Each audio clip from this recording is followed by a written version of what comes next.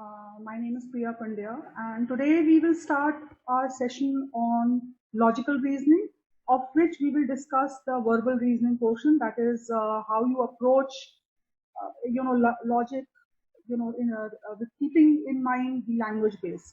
Now, in that we will approach critical reasoning because this is one area which recent you will find that CLAT has been asking students to kind of perform in that in the sample papers.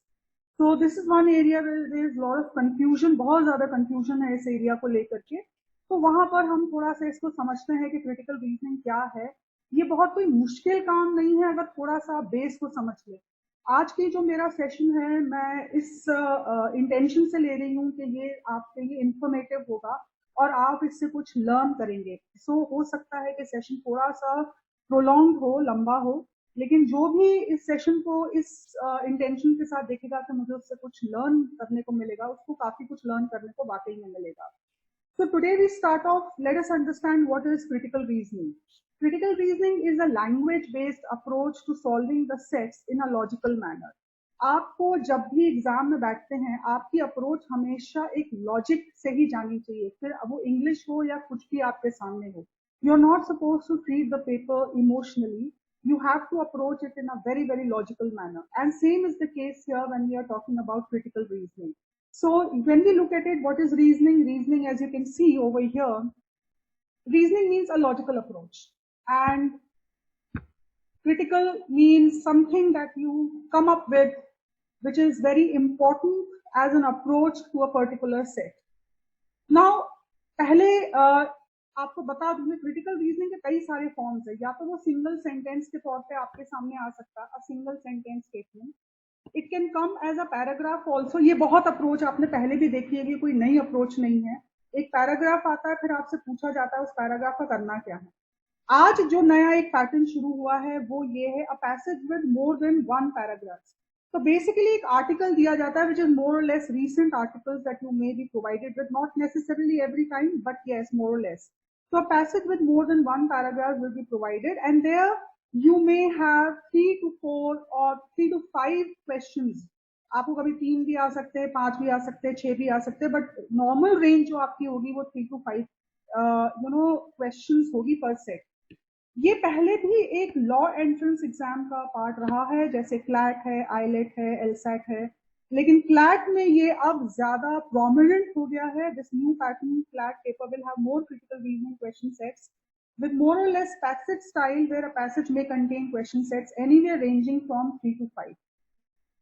और इसी जगह पर बहुत ज्यादा confusion create हो गया है, कई बच्चे घबरा गए हैं, और आज हम उन्हीं के ये जो आपकी जो घबराहट है उसको कम करने के लिए अप्रोच कर रहे हैं। So now we start of the कि ये क्रिटिकल रीजनिंग है क्या।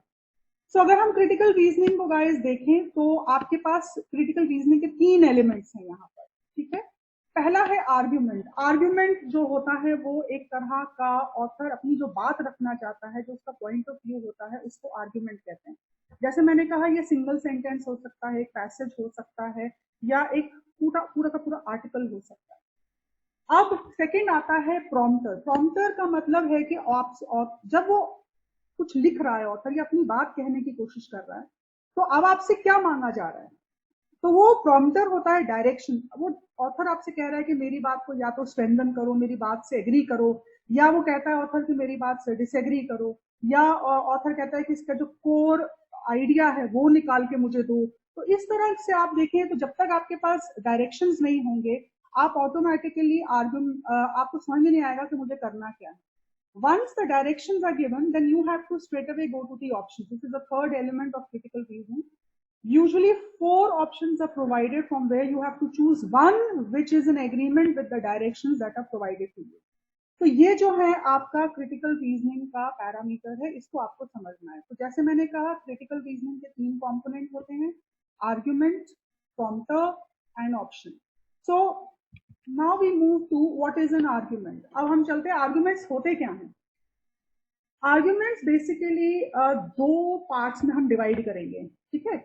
आर्ग्यूमेंट्स को हमेशा हम 2 पार्ट्स में डिवाइड करेंगे। एक होता है एविडेंस और एक होता है conclusion.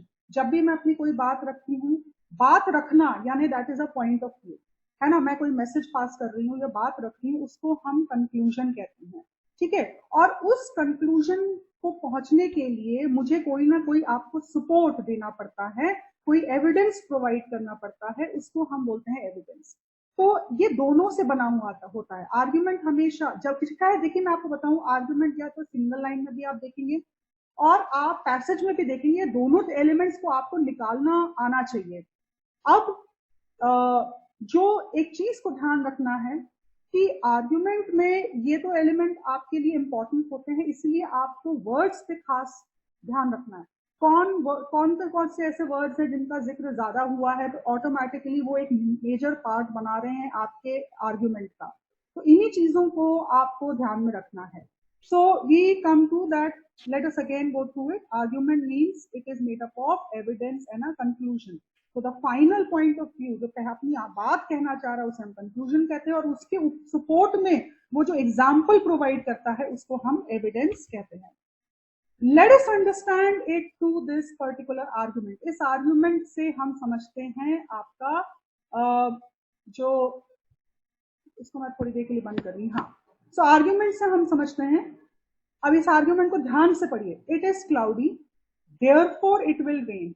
Now this is your argument. मैंने छोटा पहला लिया है, हम पहले छोटे छोटे को स्टडी करेंगे जिससे कि आपको एक बार अजम्पशंस, इन्फरेंस ये सब समझ में आ जाए। आज जो बेसिक हम लेंगे टॉपिक्स वो हम अजम्पशन और इन्फरेंस को डील करेंगे। तो आपको यही समझाने के लिए छोटे से स्टार्ट करेंगे, फिर हम बड़े पे जाएंगे। सो argument is it is cloudy therefore it will rain. Now if you look here, what are the essential words? आपको argument में से essential words को extract करना आना चाहिए। For example cloudy, therefore rain, ये तीन जो हैं ये आपके लिए बहुत essential word है। इसमें जो ये connectors हैं इस पे आपको खास ध्यान देना है, क्योंकि connector आपको लेके जाते हैं आपके बेसिक, आपसे क्या मांगा जा रहा है, आपको ऑप्शन तक पहुंचाते हैं। और इन कनेक्टर्स पे आप थोड़ा ध्यान दीजिए। जैसे therefore, therefore is a very strong word which means it will happen, right? So cloudy therefore rain, ये आपका एक्सट्रैक्ट है। Now what, let us understand, मैंने आपसे जैसे कहा था कि आर्गुमेंट के दो एसेंशियल एलिमेंट्स होते हैं, एक एविडेंस और एक conclusion. Clearly you can see that it will rain is the message or the point of view that I want to put up. So it will rain is your conclusion. What is the support that I am providing? It is cloudy. ये जो example मैंने support provide है, क्योंकि आज बादल है इसीलिए बरसात होगी, ये जो है ये आपका आ गया, इसको हमने ब्रेक डाउन कर दिया into conclusion and evidence. Okay, right.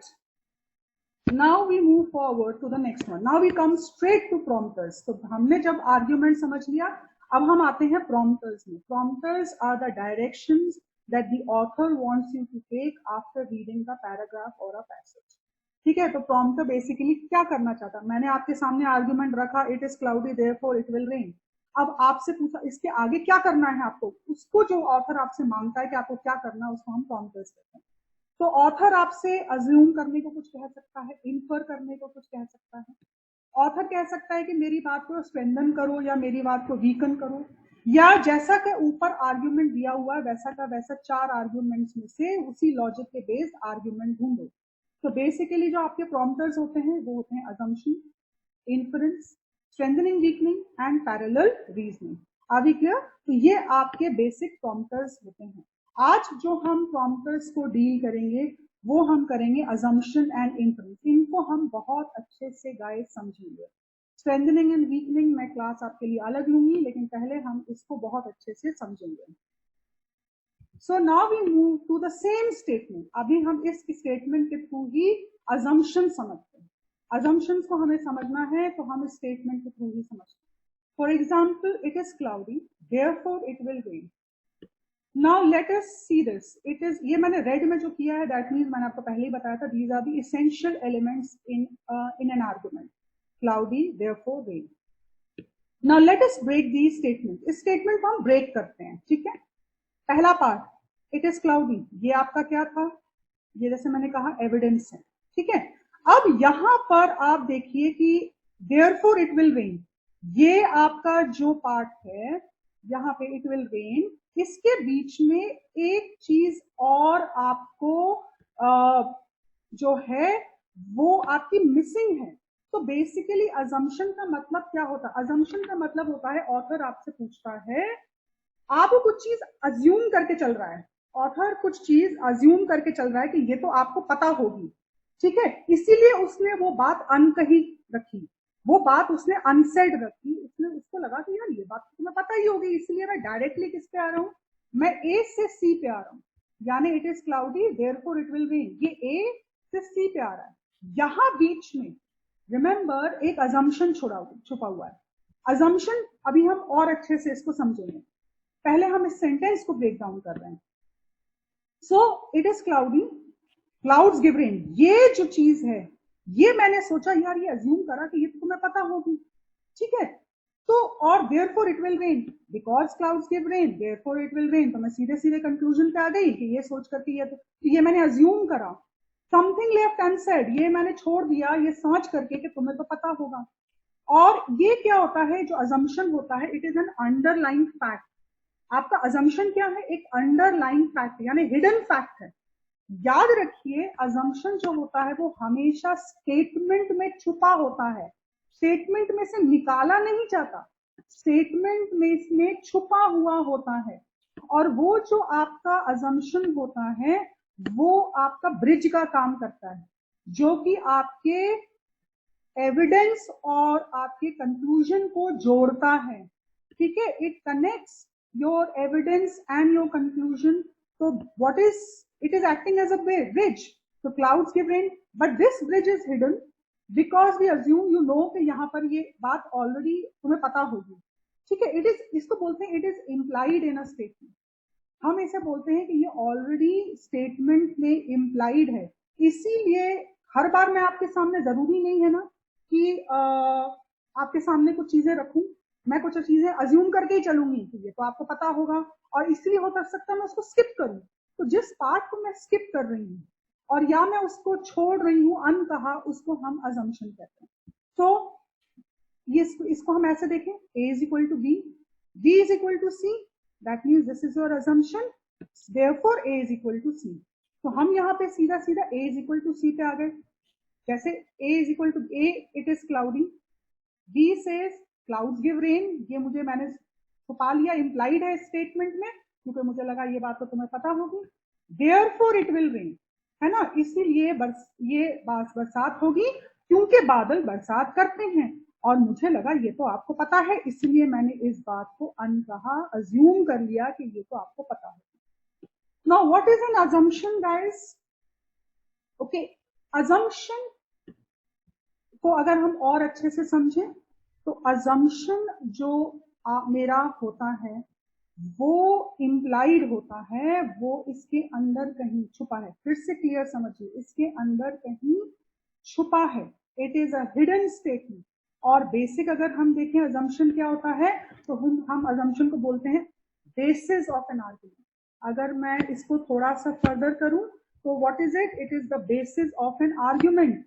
हम बोलते हैं ना, किस आधार पे आपने ये बात कही।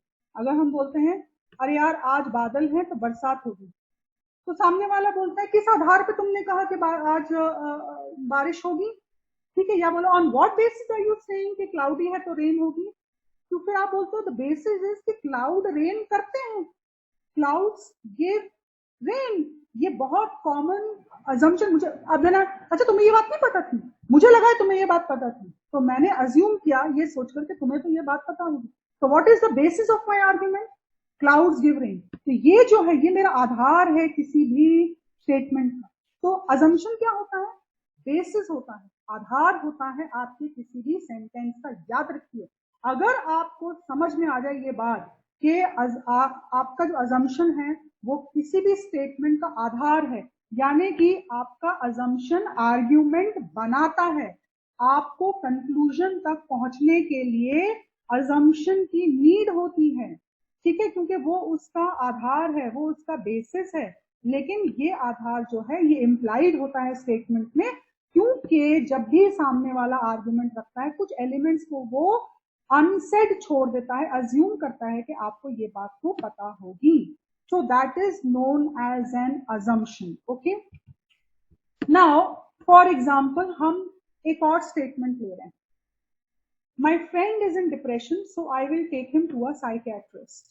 मैंने ये फिर से सिंगल स्टेटमेंट आर्ग्यूमेंट लिया है, ठीक है। इसको हम स्टेटमेंट भी कह सकते हैं, इसको हम आर्ग्यूमेंट भी कह सकते हैं, इसे हम कुछ भी कह सकते हैं। So what is the sentence or an argument? My friend is in depression, so I will take him to a psychiatrist. Now in between the sentence is a statement which has been left unsaid, assuming that you know. This is the basis of the argument. In order to reach the assumption, we need to ask what is the basis of this argument or a statement. So let us again break down this particular statement into three. My friend is in depression, and so my friend is in depression is your conclusion. Sorry, I will take him to a psychiatrist is your conclusion, and my friend is in depression is your evidence. So between these two, there is something else that I have left unsaid, okay, which is acting as a bridge, which is connecting my evidence and my conclusion. So my friend is in depression is the evidence. Now, what is the assumption? What is the basis of my argument? Psychiatrist treat depression. Therefore, I will take him to a psychiatrist. So clearly, this is something I imply. It is implied in the statement. It is hidden in the statement, assuming that you already know that psychiatrists treat depression. So automatically, my friend is in depression. Psychiatrist treat depression, so I will take him to a psychiatrist. In between A and C is the implied unsaid assumption B. आगे क्या, और इसी को किसी भी argument में आपको इसको ढूंढना होता है बेसिकली। तो आपसे जब भी अजम्पशन मांगा जाए आपको इसको ढूंढना होता है। ओके, नाउ अजम्पशन एक किस तरीके से आपको अजम्पशन आ सकता है? Assumption can be, for example, question आपको किस तरीके से आ सकता है? What is the assumption behind the statement? What is the core idea behind the statement? Right? ये देखिए, what is the central idea behind the statement? ये जो है ये आपके what is the essential element behind the statement? So what is the hidden hidden or what is the basis of an argument? आपसे पूछा जा सकता है what is the basis of an argument? Okay, what is implied in the statement? ये सारे के सारे जो हैं ये assumption की तरफ चलते हैं, ठीक है। अब हम चलते हैं नेक्स्ट में इन्फरेंस पे। अजम्पशन समझने के बाद, अजम्पशन जैसे मैंने आपसे कहा था सेंटेंस के अंदर होता है, याद रखिए, बहुत इंपॉर्टेंट, ठीक है।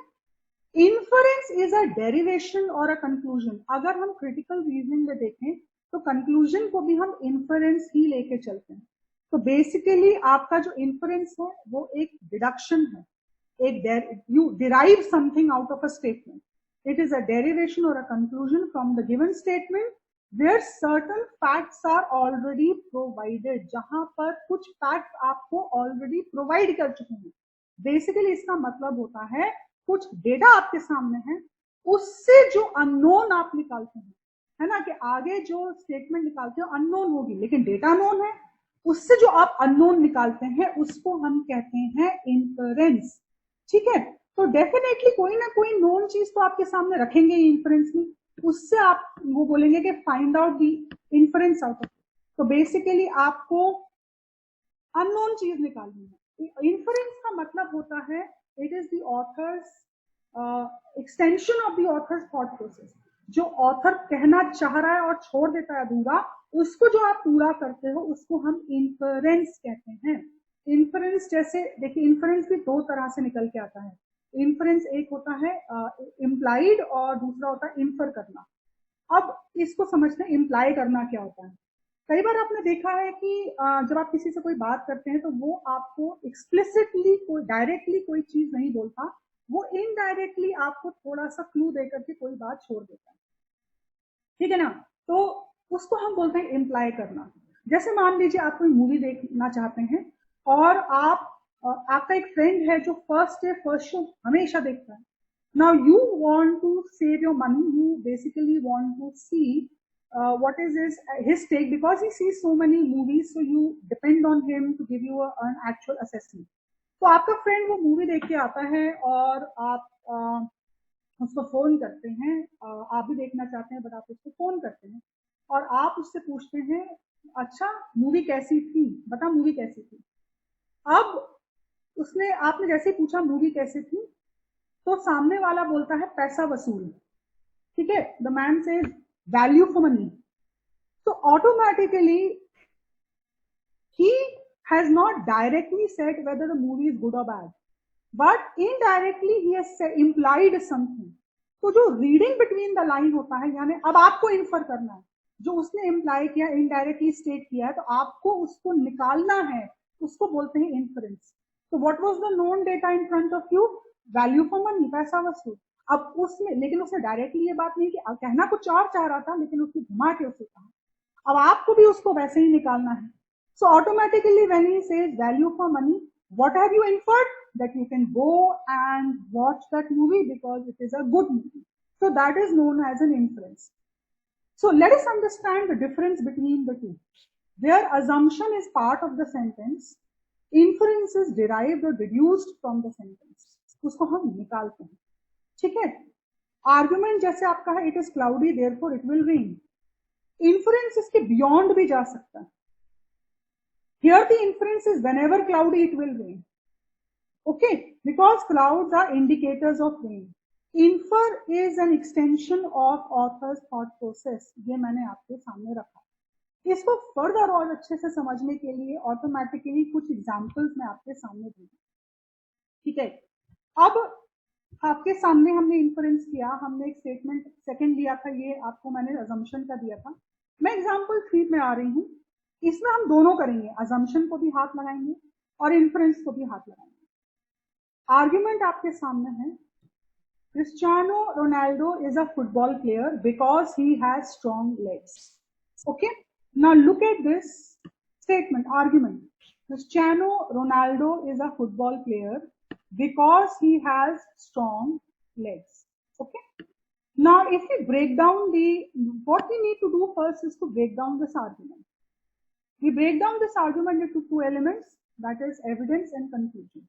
Automatically I know that Cristiano Ronaldo is a football player is the conclusion, and what is the support that I am providing?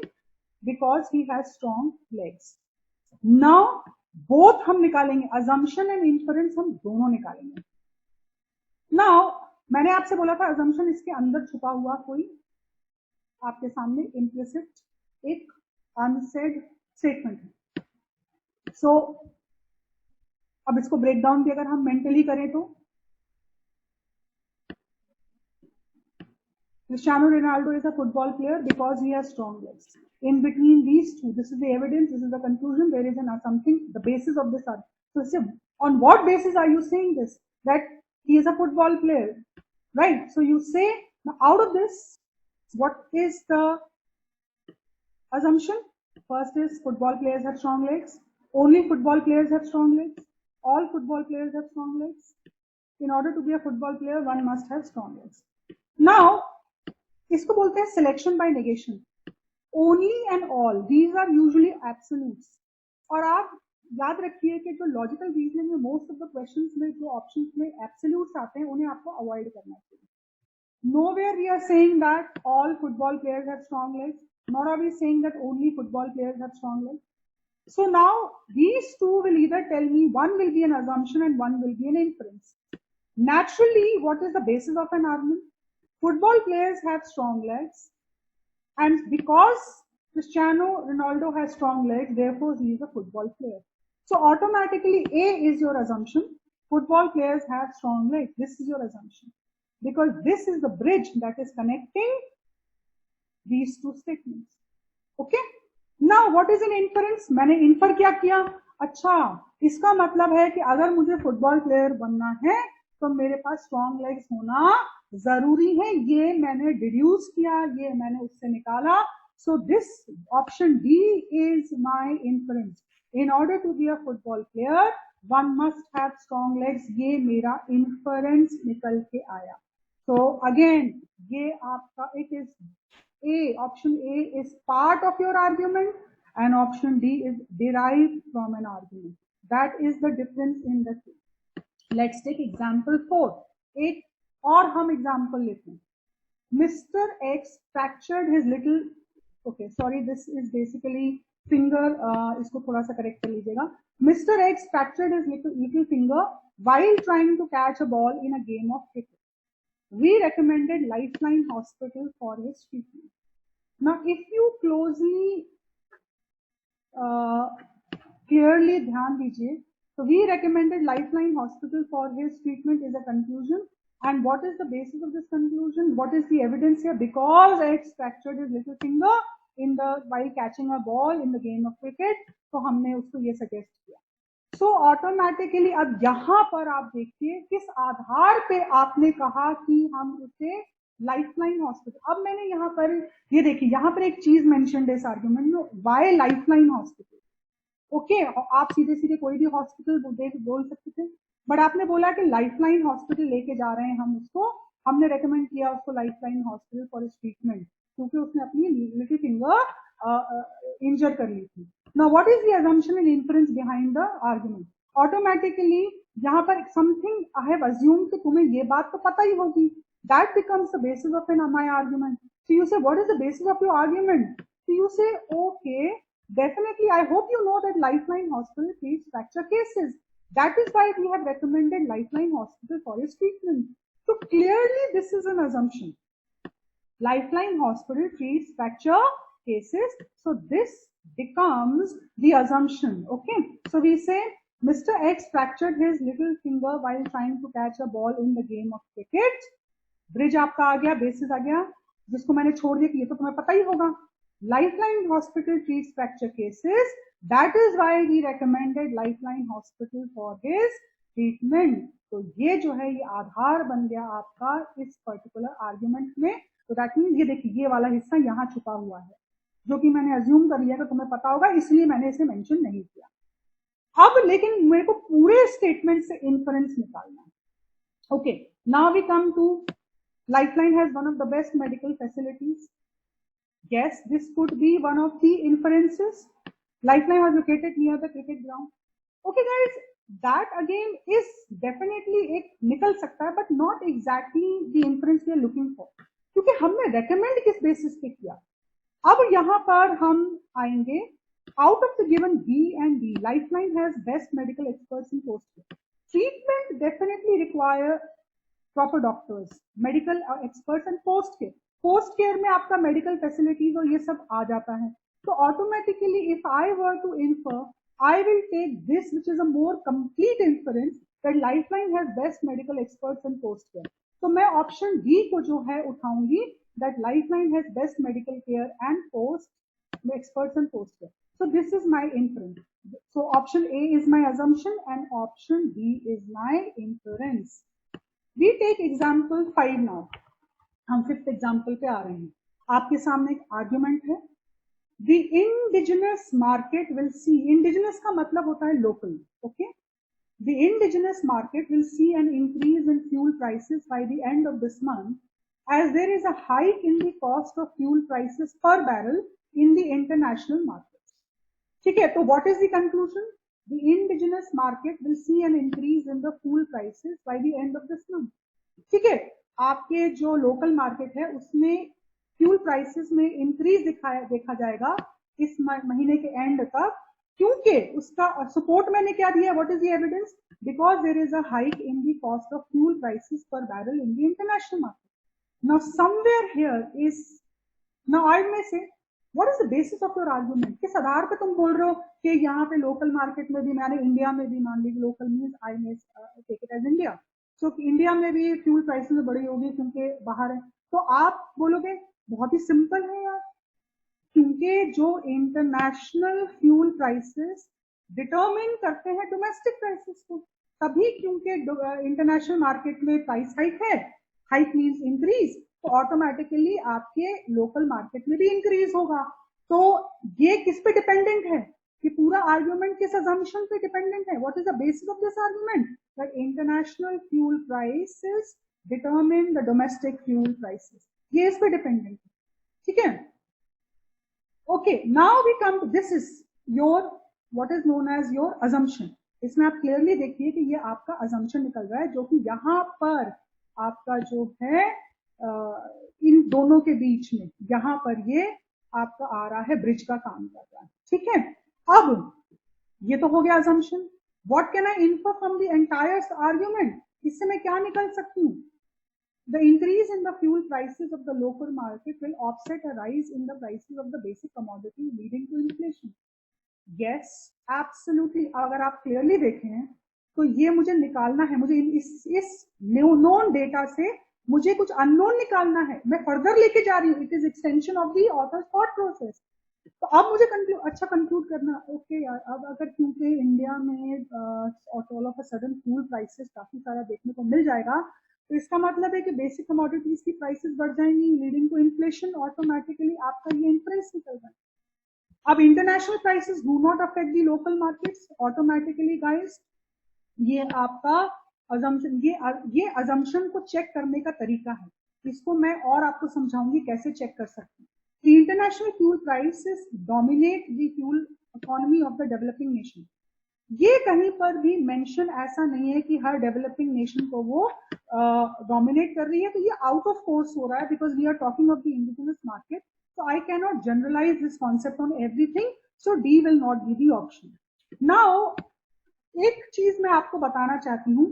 One way of figuring out an assumption, let us take this, इस selection by negation. इसको बोलते हैं negate कर देना. अगर मान लीजिए मुझे 4 ऑप्शन दिए हों और मुझे अजम्पशन में कंफ्यूजन हो रहा है कि ये आपको लग रहा है हाँ ये अजम्पशन हो सकता है, लेकिन फिर भी आपको 2 ऑप्शंस में कंफ्यूजन है, तो ऐसे में आप क्या करो कि उन दोनों को निगेट कर दो. यानी जो आपके सामने ऑप्शंस प्रोवाइड किए गए हों उनको आप उल्टा कर दो, उनको निगेट कर दीजिए. और अगर निगेट करने से मेरी पूरी आर्ग्यूमेंट अफेक्ट हो जाती है, मेरा कंक्लूजन अफेक्ट हो जाता है और नलिफाई हो जाता है, तो डेफिनेटली वो ऑप्शन जो है वो ही आपका अजम्पशन है. क्योंकि आपका जो अजम्पशन होता है उसमें इतनी पावर होती है कि वो पूरे आपके, या तो वो स्टेटमेंट को बनाता है या वो पूरे स्टेटमेंट को बिगाड़ता है.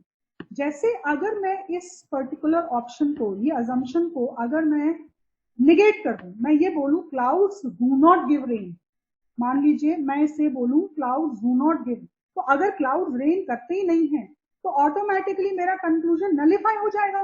That means it will not rain. तो क्या करिए, जब मान लीजिए आपके सामने ये ऑप्शन में आया है और आपको चेक करना, आपको लग रहा है यही अजम्पशन है, लेकिन अगर आपको इसको चेक करना है तो आप इसको क्या करिए, निगेट कर दीजिए. आप बोलिए clouds do not give rain, और अगर आपका कंक्लूजन या आपका आर्ग्यूमेंट पूरी तरीके से नलिफाई हो जाए तो यही आपका अजम्पशन है. तो अजम्पशन को चेक करने का सबसे बढ़िया तरीका है कि अगर आप 2 ऑप्शन में फंस रहे हैं तो उसको आप निगेट कर दीजिए, और जैसे ही आप निगेट करेंगे आपको आपका अजम्पशन वहीं के वहीं मिल जाएगा. So with this I would now like to conclude assumption and inference. In next part we will take critical reasoning का हम strengthening, weakening और parallel reasoning को उठाएंगे. I hope you understood what critical reasoning, assumption, inference was. Also this is not the end of it. अभी आपने देखा कि simple line से हम पैसेज की तरफ बढ़े हैं.